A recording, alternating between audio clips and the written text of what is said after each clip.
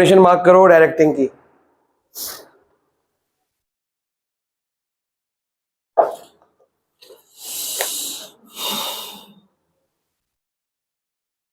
क्या डेफिनेशन है डायरेक्टिंग की? बढ़ो। Instructing, comma, guiding, counselling, motivating, leading, मतलब इतने सारे काम करने पड़ते हैं। काउंसलिंग, गाइडिंग, मोटिवेटिंग, लीडिंग वगैरह वगैरह। मतलब ये जो डायरेक्टिंग चैप्टर है ये किसके लिए बना है? किस लेवल ऑफ मैनेजमेंट के लिए? मिडल के लिए, खासकर मिडल के लिए और लोअर के लिए भी है, क्योंकि लोअर वाला नीचे से काम करवाता है। तो गेटिंग थिंग्स डन इसके अंदर आएगा। बात पकड़ में आ गई? Getting things. तो मिडिल लेवल लोअर को काम देगा, लोअर लेवल वर्कर से काम करवाएगा और सुपरवाइज भी करेगा। तो बेसिकली डायरेक्टिंग के 4 एलिमेंट्स होते हैं। कितने एलिमेंट्स? कौन से कौन से? सुपरविजन। तो सुपरविजन एक खाली एक पैराग्राफ है, बाकी तीनों के ऊपर पूरा चैप्टर खत्म हो जाएगा। सबसे बड़ा टॉपिक कम्युनिकेशन है आपका, वो ज़्यादा टाइम लेगा आपका, 2 क्लास लेगा। लीडरशिप 1 क्लास में हो जाएगा, मोटिवेशन भी 1-2 क्लास लेगा कम से कम। ठीक है, अब आता है फीचर्स ऑफ डायरेक्टिंग। यही है, कुछ और है आपकी बुक में? फीचर्स ऑफ डायरेक्टिंग, पहला फीचर क्या है? Directing initiates action. Directing chapter में स्टेप्स नहीं है, ठीक है, सब में है सिवाय डायरेक्टिंग के। तो डायरेक्टिंग में इंपॉर्टेंस आती है, फीचर्स आते हैं वगैरह वगैरह आते हैं। तो पहला इनिशिएट्स एक्शन। इनिशिएट एक्शन का मतलब डायरेक्टिंग काम करवाती है। अगर डायरेक्टिंग ना हो तो हम काम करेंगे ही नहीं। हमारे पीछे सब सुपीरियर पड़ जाता है, चाहे वो मिडिल लेवल का हो, चाहे वो टॉप लेवल का नहीं पड़ता, वो तो खाली काम देके भाग जाता है। चाहे सुपीरियर मिडिल लेवल का हो चाहे लोअर लेवल का हो, वो पीछे पड़ जाएगा, बोलेगा काम करो करो करो करो, कैसे भी करके वो हमसे काम करवा ही लेगा। जब तक वो मेरे को काम दे नहीं रहा तब तक मैं सुबह ऑफिस आया, मेरा पिछला टारगेट कंप्लीट हो गया है, रात को ही कंप्लीट हो गया था, मैं दे के चला गया, मेरे को नेक्स्ट प्रोजेक्ट मिला ही नहीं है। तो जब तक आपको काम नहीं मिलेगा आप अपना पढ़ाई करते रहोगे। आज मैं होमवर्क करके आया, सर आपने दिया नहीं, फिर भी करके आ गया। एवरीवन इज नॉट जुरावर, ठीक है, लेकिन जो काम दिया जाएगा तो आपको करना पड़ेगा। तो ऐसा कोई बंदा नहीं होता कंपनी के अंदर जो ऐसी काम पे चला गया, सर आज कोई काम नहीं, आप काम देना भूल गए तो मैंने अपने आप से यह काम कर लिया, चाहे वो गलती कर दिया उसने, चाहे करना भी ना हो। तो आपका सुपीरियर आपको, उसकी रिस्पॉन्सिबिलिटी ये थी कि कल अगर सारे टास्क कंप्लीट हो गए हैं तो वो सुबह उठते ही आपको मैसेज भेज देगा कि आपको आते ही ये काम करना है, ग्रुप में डाल देगा, या वो आपको पर्सनली बताएगा कि आज आपको ये, या अगले महीने आपको ये टास्क अचीव करना है। जब तक वो काम बताएगा नहीं आप काम करोगे नहीं। तो एक्शन आप तभी करोगे जब आपको डायरेक्शन मिलेगी। डायरेक्शन से क्या निकलता है? एक्शन। तो डायरेक्शन का मतलब क्या होता है? डायरेक्टिंग। डायरेक्शन से क्या निकलेगा? एक्शन। पढ़ो।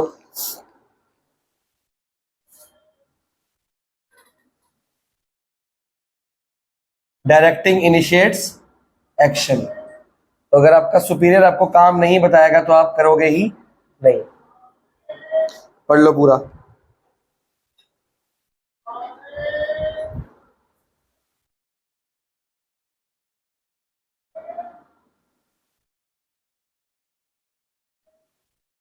सेकंड है all levels. Top level middle को काम देगा, अपना काम खत्म। मिडिल नीचे वाले को काम देगा, साथ में हेल्प भी करेगा, डेलीगेशन भी करेगा, और लोअर लेवल पूरा ढंग से काम में करवाएगा, साथ में लगेगा। लोअर लेवल कौन होता है? फोरमैन होता है, सुपरवाइजर, टीम लीडर, तो साथ में मिलकर काम भी करता है ना। तो मिडिल लेवल का काम है कि सारी टीम्स को काम बांट देना। लोअर लेवल टीम लीडर्स होंगे, वो अपना काम साथ में करेंगे। तो हर लेवल में चाहिए तो परवेसिव बोल सकते हैं। पढ़ो, बहुत आसान है।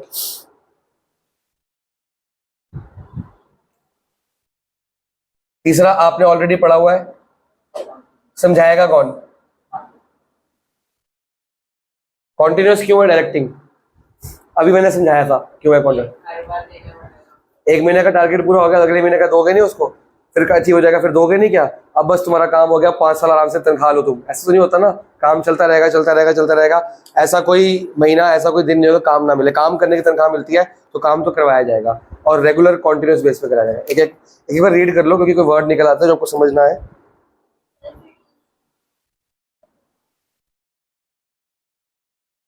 क्या? अरे मेरे को भी नहीं पता, बना लेना अपने आप। कहाँ लिखा है?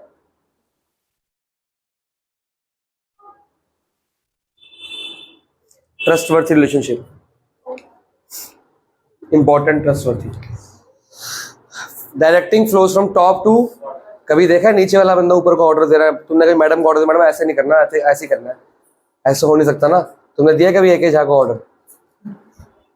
नहीं दिया ना, ऐसा पॉसिबल नहीं है, हमेशा ऊपर का बंदा नीचे वाले को ऑर्डर देगा। तो डेलीगेशन का फ्लो क्या था? डेलीगेशन में था आपका अथॉरिटी, अथॉरिटी का फ्लो क्या था?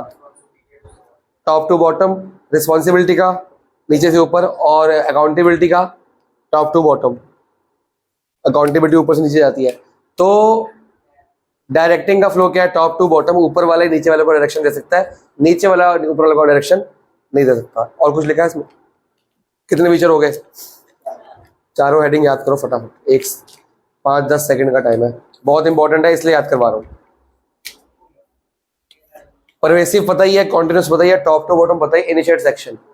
फिर से बोलो, अरे एक एक वर्ड याद करते हैं बस। परवेसिव लिखना नहीं है, लेकिन क्या लिखना है? ऑल लेवल्स, क्योंकि जो एनसीईआरटी की गाइडलाइंस है वही माननी पड़ेगी आगे, तभी मैंने ब्रैकेट में लिखा है वैसे।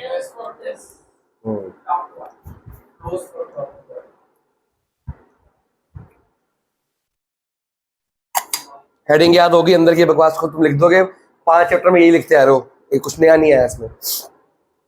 अगला क्या टॉपिक है? Importance of directing.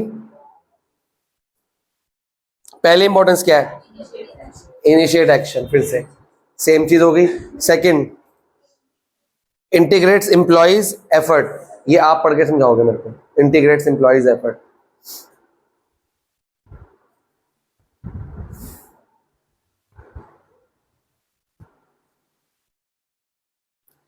इंटीग्रेट्स का मतलब क्या होता है?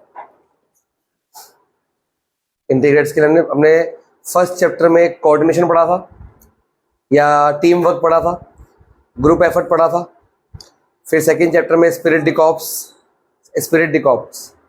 तो मिल बांट के काम करने का कौन कराएगा? टीम लीडर एक बंदे को काम देगा कि पूरी टीम को काम देगा? पूरी टीम को। और मिडिल लेवल सारे टीम लीडर्स को काम देगा, तो सबसे मिलके काम करवाया जा रहा है कि अलग अलग काम कराया जाएगा? भाई तू ये कर, तू ये कर, तू ये कर, तू ये क्यों नहीं करा? नजर सब पे रखी जाएगी एक एक बंदे पे, पर काम सबको इकट्ठे किया जाएगा और सारे मिलके एक ही काम करेंगे और एक ही डायरेक्शन में काम करेंगे। ये प्रिंसिपल आपका होता है यूनिटी ऑफ डायरेक्शन, कि सारे मिलके एक ही टारगेट को अचीव कर रहे होंगे, एक ही डायरेक्शन में काम कर रहे होंगे। ये अलग कर रहा है, वो अलग कर रहा है, ऐसा काम नहीं होगा। समझ रहे हो? तो एम्प्लॉइज एफर्ट, अगर डायरेक्टिंग ना हो, अगर आपके सिर पे सुपरवाइजर ना हो, तो क्या होगा? वो तो इनिशिएट एक्शन में आ गया। एम्प्लॉइज एफर्ट्स की बात हो रही है। ये इंपॉर्टेंस क्यों है?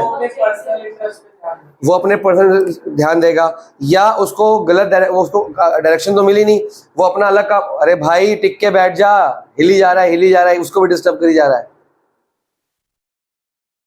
अभी कागज उसको फेंका तूने, पहले उसने फेंका था, यही काम करी जाओ। कैमरा ऐसे घुमा दूं? अगर एम्प्लॉयज को काम नहीं मिला टाइम पे, तो कुछ तो करेगा। तो सारे प्रोजेक्ट ए पे काम कर रहे हैं, 5 एम्प्लॉयज हैं, वो कल आए नहीं थे, उन्होंने मीटिंग अटेंड नहीं करी, उनको पता ही नहीं है, वो पिछले प्रोजेक्ट पे काम करी जा रहे हैं। तो सारे एम्प्लॉयज को इकट्ठे प्रोजेक्ट ए पे काम करवाना था, तो 5 जो रह गए उनको फिर बताया जाएगा, फिर वो भी कहाँ से उठ के आ जाएंगे। तो सारे एक ही लेवल पे एक ही डायरेक्शन में काम कब करेंगे? जब उनको डायरेक्टिंग या डायरेक्शन दी जाएगी। अगर उनको नहीं दी जाएगी तो कोई ए पे काम कर रहा है, कोई सी पे काम कर रहा है, टारगेट अचीव ही नहीं होंगे, कोई टारगेट अचीव नहीं होगा, और रिसोर्सेज का क्या हो जाएगा? मिसयूज, रॉ मटेरियल खत्म हो गए, सैलरी वेस्ट होगी, काम एक भी अचीव नहीं हुआ। समझ गए ना? मान लो एक एड एजेंसी है, एड एजेंसी में 4 अलग अलग ऑर्डर मिले हैं, ठीक है ना? एक च्यवनप्राश का ऐड करना है, एक कपड़ों का ऐड करना है, एक बाइक्स का ऐड करना है, एक कुछ और है, टॉफियों का ऐड करना है, ठीक है ना? तो 4 अलग अलग डिपार्टमेंट बनाए जाएंगे। सारे बंदे सारे ऐड पे काम करते होंगे क्या? नहीं ना। उसको तुम्हें बोल दिया, एक टीम बना दी कि तुम लोग च्यवनप्राश के ऐड पे ध्यान दो, तुम लोग बाइक्स के ऐड पे ध्यान दो, तुम लोग इस पे, ठीक है ना? अब उनको बताया गया तो उसी डायरेक्शन में काम कर रहे हैं। अगर ना बताऊं तो ऑर्डर सबको पता होता है कि ऑर्डर क्या हुआ है, तो किसी को पता नहीं किस पे काम करना है, कोई भी किसी भी काम करी जा रहा है, पता लगा कि महीने के एंड में च्यवनप्राश के 5 बंदों के आइडिया आ गए, बाइक्स का एक भी आइडिया नहीं आया, सब लोग को इजी लगा च्यवनप्राश वो भेज दिया। तो आपको बताया जाएगा कि आप ये करो, आप ये करो, आप ये करो, यूनिटी ऑफ डायरेक्शन बन जाएगी और एम्प्लॉइज एफर्ट एक लाइन में कोऑर्डिनेट होंगे। ये एड एजेंसी वाला एग्जांपल आप लिख भी सकते हो।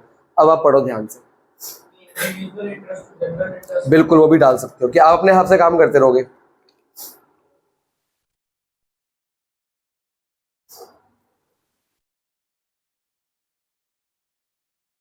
समझ आ रहा है?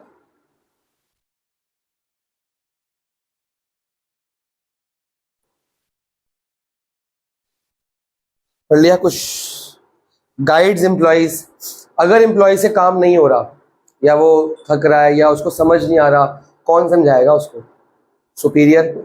या तो करके दिखाएगा कि ऐसे नहीं भाई, ऐसे तू गलत कर रहा है, या उसको मोटिवेट करेगा कि नहीं तू कर सकता है, हिम्मत हार गया, गिव अप कर गया, नहीं तू कर सकता है, या उसको वो जितने आइडियाज लेके आ रहा है वो सारे फेल हो रहे हैं, या वो जितने काम कर रहे हैं वो सारे उससे अचीव नहीं हो पा रहा टारगेट, तो या तो उसको पेनल्टी लगाएगा या उसको फ्रेंडली वे से मोटिवेट करेगा।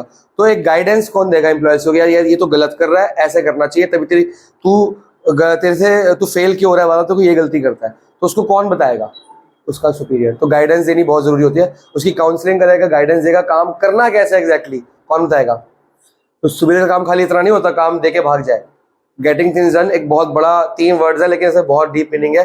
काम करवाना, काम हेल्प करनी होती है, गाइडेंस, काउंसलिंग, गिव अप ना करना, मोटिवेट करना, एक एज ए लीडर बन के काम करवाना, और साथ में खुद भी मिल जाना पड़ता है कई बार। गेटिंग थिंग्स डन का मतलब नहीं कि मैं काम कराऊंगा खाली, मैं खुद भी हेल्प करनी पड़ेगी कई बार। पढ़ो।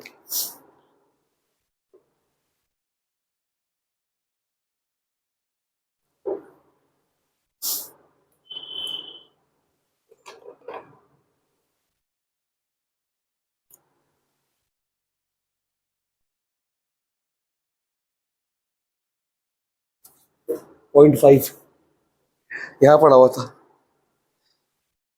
बाकी सबको मिल गया ना बीएसटी का टेस्ट?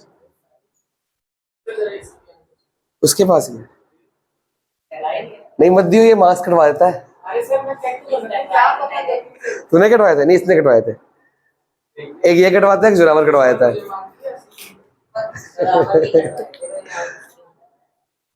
आधा उसका है ना 39.5।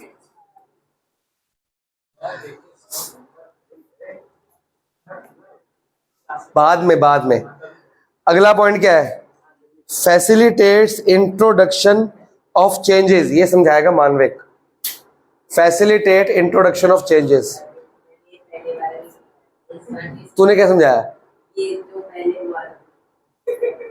कौन सा सब कुछ जो मैं समझा रहा हूं? अब सबकी बारी आएगी ना, बहुत इजी है। इसके लिए एक वर्ड दो मेरे को, एक वर्ड सिर्फ, डायनेमिक। फैसिलिटेट चेंज को इंट्रोड्यूस करने के लिए क्या है? It is a dynamic world.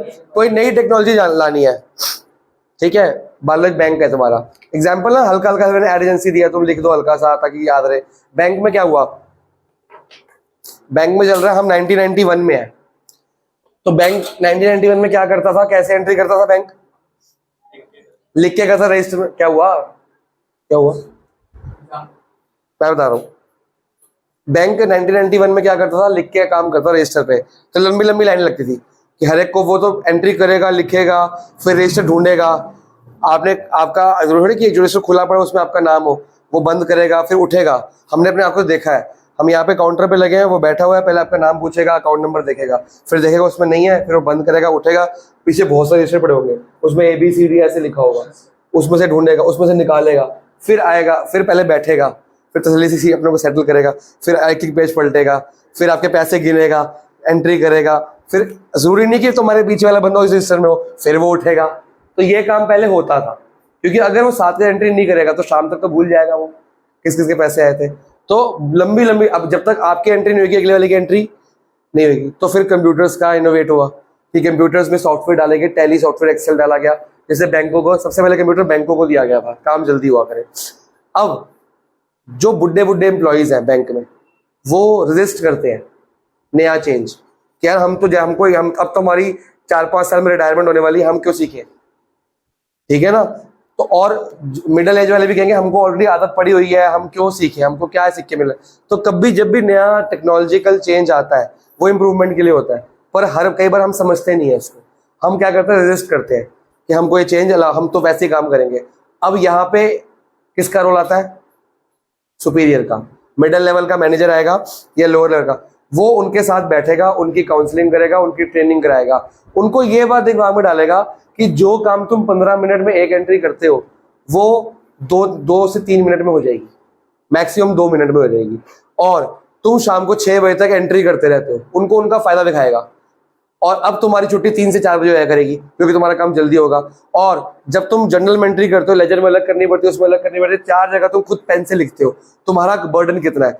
अब तुम एक जगह एंट्री करोगे, सॉफ्टवेयर खुद हर जगह पहुंचा देगा और कस्टमर के पास ही मैसेज आ जाया करेगा। जब उनको ये समझाया जाएगा फिर उनकी रेजिस्टेंस थोड़ी सी कम होगी, फिर उनको 1 हफ्ते की ट्रेनिंग दी जाएगी कि हम तो करके दिखाते हैं। हम कंप्यूटर सॉफ्टवेयर के बंदे बुलाएंगे, वो थोड़े दिन काम करके दिखाएंगे कितनी फास्ट होगा। फिर उनको 1 महीने का टाइम दिया जाएगा, आप घर पे सीखो, अपनी स्पीड कीबोर्ड पे बढ़ाओ। जब उनको धीरे धीरे एक टाइम टू अडेप्ट चेंज दिया जाएगा तो उनका रेजिस्टेंस क्या हो जाएगा, कम। ये कौन करेगा, डायरेक्टिंग, सुपीरियर। अगर सुपीरियर के मोटिवेट करेगा, काउंसलिंग करेगा और उनको गाइड करेगा कि कैसे, इसमें वर्ड आएगा जब आप पढ़ोगे रेजिस्टेंस टू चेंज, वो हाईलाइट कर लेना, क्योंकि जब भी इंप्लॉइज रेजिस्ट, वो आंसर में लिखना बहुत जरूरी है। जब भी इंप्लॉइज चेंज को रेजिस्ट करते हैं तो कौन उनको प्रमोट करता है, कौन मोटिवेट करता है कि चेंज आपके लिए अच्छा है। देखो हमें ना, हम बड़े सेल्फिश हैं, हमें अपना फायदा दिखेगा तभी हम कोई काम करेंगे।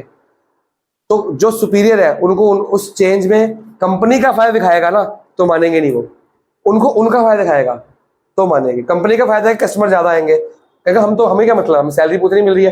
कहे तुम जल्दी घर जाओगे, अपनी फैमिली को टाइम दोगे, तुम घर पे भी रात को भी कॉपी भरते रहते हो, अब तुम्हें घर पे, तुम लैपटॉप पे घर पे एंट्री कर दो, तुम्हें कोई दिक्कत नहीं है। जब तक तुमको तुम्हारा फायदा नहीं दिखेगा तुम चेंज को अडेप्ट मानोगे नहीं, तुम रेजिस्ट करते रहोगे। तो तुमको तुम्हारा फायदा, साथ में तुम्हारा फायदा दिखाएगा, साथ में बोल देगा अब देखो कंपनी का भी ये फायदा है, तो तुम मान जाओगे हाँ यार कंपनी का ही फायदा, मेरा ही फायदा, दोनों का फायदा, तो मान जाता हूँ।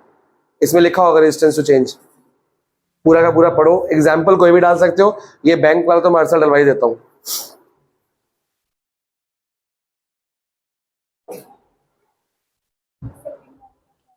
कौन सी 50% of stock was taken over by retiring partner at the book value। Stock है कितने का, तो पार्टनर स्टॉक ले गया तो यहाँ पे आएगा, हाँ 2, नहीं इस, ये कौन सी अकाउंट है, रिवैल में नहीं आएगा, यहाँ पे पार्टनर्स कैपिटल अकाउंट में 2 स्टॉक लिख दे और जो रिटायरिंग पार्टनर के अंदर अमाउंट डाल दे, उसका अमाउंट पैसा, रिटायरिंग पार्टनर जब स्टॉक लेके जा रहा है उसका पैसा कम होगा बढ़ेगा, कम होगा, तो कम यहाँ पे होता है हमेशा। तो 2 स्टॉक यहाँ पे आएगा और बैलेंस शीट में 50% खत्म कर दो, खाली 50% का अमाउंट सिर्फ रिटायरिंग पार्टनर, वो कह रहा है रिटायरिंग पार्टनर स्टॉक लेके जा रहा है, वो घर जा रहा है स्टॉक लेके जा रहा है, तो खाली रिटायरिंग पार्टनर इन तीनों में से जोन सा भी है ना उसके अकाउंट में डालो पूरा का पूरा 50%, और 50% जो रिमेनिंग है वो स्टॉक में लिख दो बैलेंस में। अभी कह रही कई बार ऐसा बोलता है कि स्टॉक रिटायरिंग पार्टनर ले गया लेकिन वैल्यू 1 लाख की है तो 1,20,000 में ले गया, तो 20,000 का जो फर्क है फिर वो रिवेल में भी आता यहाँ पे। पर इसमें ऐसा कुछ नहीं बोला ना, अगर जब तक एसेट लायबिलिटी की वैल्यू इंक्रीज डिक्रीज ना हो तब तक रिवेल का रोल शुरू नहीं होता। हाँ जी पढ़ लिया, समझ गए। तो ये डायनेमिक जरूर था पर इसमें डायनेमिक से अलावा कुछ और भी थी कि रेजिस्टेंस टू चेंज को भी हटाना पड़ता है। अब आता है ब्रिंग स्टेबिलिटी एंड बैलेंस, बता भी Jasleen, bring stability and balance पढ़ के बताओगे, चलो पढ़ के बताओ।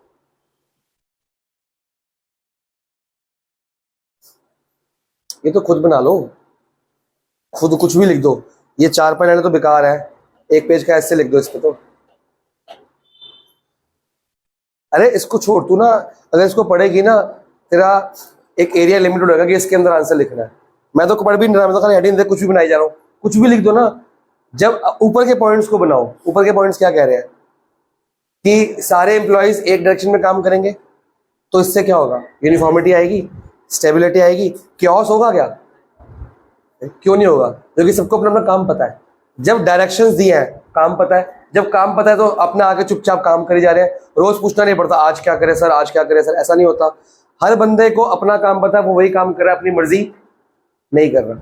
जब अपनी मर्जी नहीं करोगे और दिया हुआ काम करोगे, आपको अपना दिमाग लगाना है, नहीं लगाना, तो कंपनी क्या रहेगी, स्टेबल। रॉ मटेरियल का यूज क्या होगा, ऑप्टिमम, कम नहीं ऑप्टिमम होगा। कम क्यों करेंगे? पैसों का वेस्टेज क्या होगा? कम। ये लिखा है, कुछ और लिखा है इसमें? अगर मैंने तो पढ़ा भी नहीं है, आप बताओ क्या लिखा है। कोऑपरेशन आ गया, आप एक को प्रिंसिपल था हार्मनी नॉट डिस्कॉर्ड, वो डाल सकते हो इसके अंदर। कंपनी में रिलेशनशिप क्या, आपस में क्या रहेंगे? अच्छे। कंफ्यूजन होगी कंपनी में, यहाँ लिख दो avoid confusion, avoid duplication, avoid overlapping. कितने सारे वर्ड्स मिल गए आपको। और ये वर्ड्स कहाँ पढ़े हमने? ऑलरेडी पीछे पढ़ते आ रहे हर जगह हम।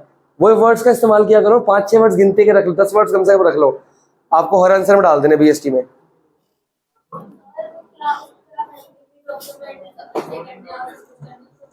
क्या क्या? कलेक्ट डॉक्यूमेंट्स या accommodate of documents, assemble documents and documents लाने हैं मतलब।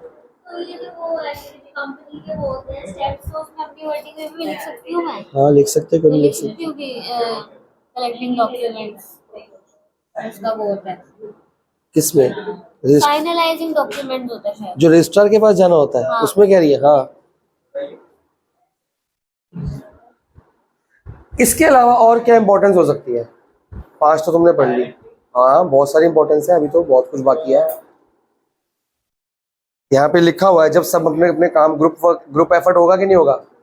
क्या मैं कोऑर्डिनेशन डाल सकता हूँ इसके अंदर? सब मिलके काम कौन करवाता है? सुपर। जो मिडिल लेवल और टॉप लेवल के जो sorry middle level superior lower level के काम नहीं है, वो सारे इंपॉर्टेंस बन सकती है। सब केओस को अवॉइड करेगा, कॉन्फ्लिक्ट्स को अवॉइड करेगा। दो बंदों में लड़ाई कौन सुपीरियर ना, वो न्यूट्रल होकर मैनेज करेगा। मोटिवेट कौन करता है एम्प्लॉइज को? यहाँ लिखा है, ऐसा नहीं लिखा, पॉइंट के अंदर लिखा होगा कहीं ना कहीं मोटिवेट का। तो आप अगर भूल भी जाओ, डायरेक्टिंग के फीचर्स की डेफिनेशन 4 ही है, वो नहीं भूल सकते आप। ये 5 है, पर अगर बाई चांस भूल गए तो खुद बना लोगे। फीचर खुद नहीं बना सकते, इंपॉर्टेंस बना सकते हो खुद भी। अचीविंग गोल्स इनिशिएट सेक्शन में आ जाएगा वो। तो अगर आप भूल भी जाओगे तो घबराना मत, लेकिन कभी भी किसी चैप्टर के फीचर आप नहीं भूल सकते और स्टेप्स आगे पीछे नहीं कर सकते, क्योंकि स्टेप तो स्टेप्स से होते हैं। ठीक है, अगला टॉपिक क्या है? किसमें? Think about it. हाँ आप बताओ, ये पीछे आएगा अभी चैप्टर के बाद में। डायरेक्टिंग प्लानिंग स्टेज पे क्या रिक्वायर? प्लानिंग कौन करता है? तो टॉप मैनेजमेंट प्लानिंग करते वक्त सिर्फ प्लान्स बनाते ही काम देती भी है? नहीं देती, सिर्फ काम बताती है और उस काम को सबको अचीव करना होता है। तो इसका आंसर 90% तो नो है, 10% यस है। इसमें क्या लिखा है? मैं आपको आंसर बता ही देता हूँ।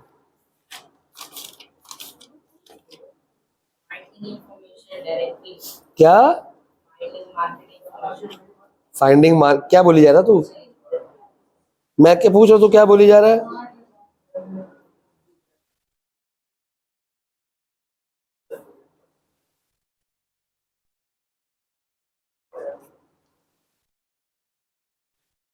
तो नहीं है। Directing is the fourth function of management. Planning stage पे सिर्फ हम प्लान्स बनाते हैं, उसका सामान कहाँ से लेके आते हैं हम? ऑर्गेनाइजिंग में। स्टाफ कब रखेंगे? स्टाफिंग में। अब उनको काम दे रहे हैं, स्टाफ जब है ही नहीं तो काम किसको दोगे? प्लान्स बनाने की स्टेज को प्लानिंग बोलते हैं ना। डिसाइडिंग स्टेज क्या होती है? प्लानिंग। एंड एक्टिंग एज क्या होती है? Directing action. अब डायरेक्टिंग में और क्या है? सुपरविजन अभी नहीं आया। चलो शुरू करें मोटिवेशन। मैंने ना मोटिवेशन की वीडियो बनाई थी, कैसे गायब होगी? टेस्ट हो गया? जाओ घर जाओ, पानी पियो।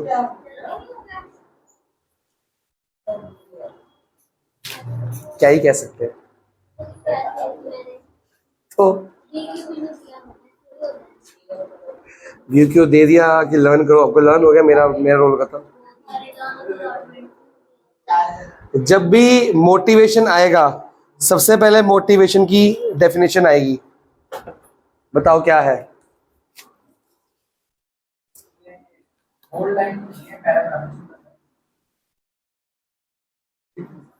और इसके अंदर मैस्लोज नीड हायरार्की भी आएगा। सबसे इंपॉर्टेंट टॉपिक इस चैप्टर का है मैस्लो। ये क्या है? सबसे इंपॉर्टेंट टॉपिक कौन सा है? Maslow's need hierarchy.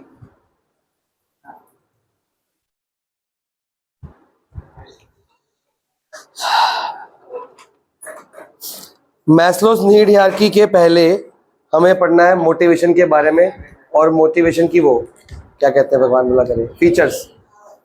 Definition mark करो, मैं लिखवा रहा हूं, देखो मिलेगी आपको। Motivation means inducement to act और मूव, मिली? ये डेफिनेशन है आपकी, इंड्यूसमेंट टू एक्ट। इंड्यूसमेंट का मतलब क्या होता है? इंड्यूसमेंट टू एक्ट क्या मतलब हुआ इसका?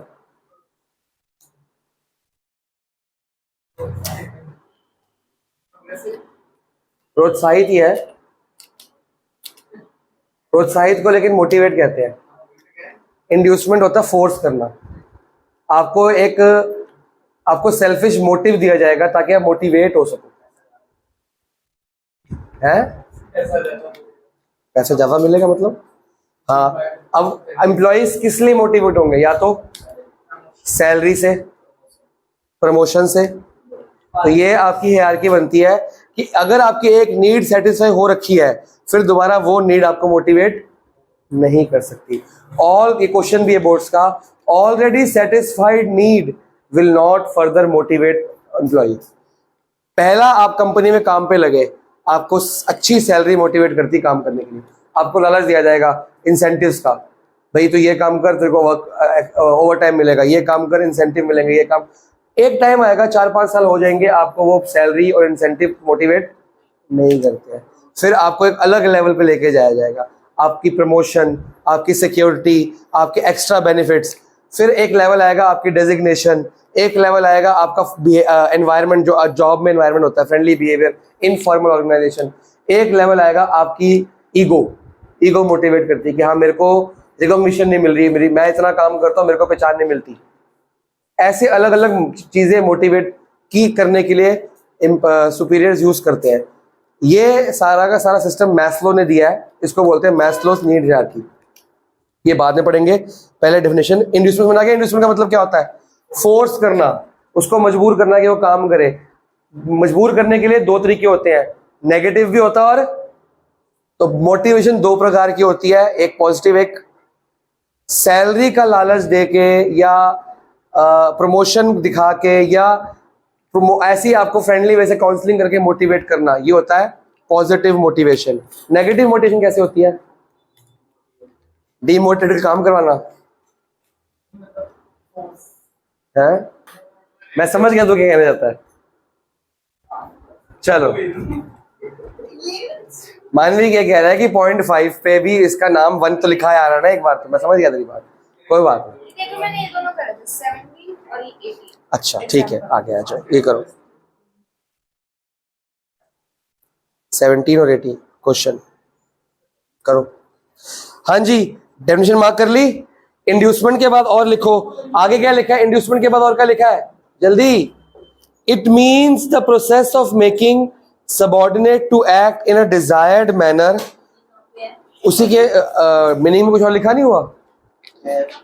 लिखा तो है, it means the process of making subordinates to act in a desired manner to achieve certain organisational, जो गोल अचीव करना है उसके लिए डिजायर्ड मैनर में सबऑर्डिनेट एक्ट करे, ये बहुत जरूरी है।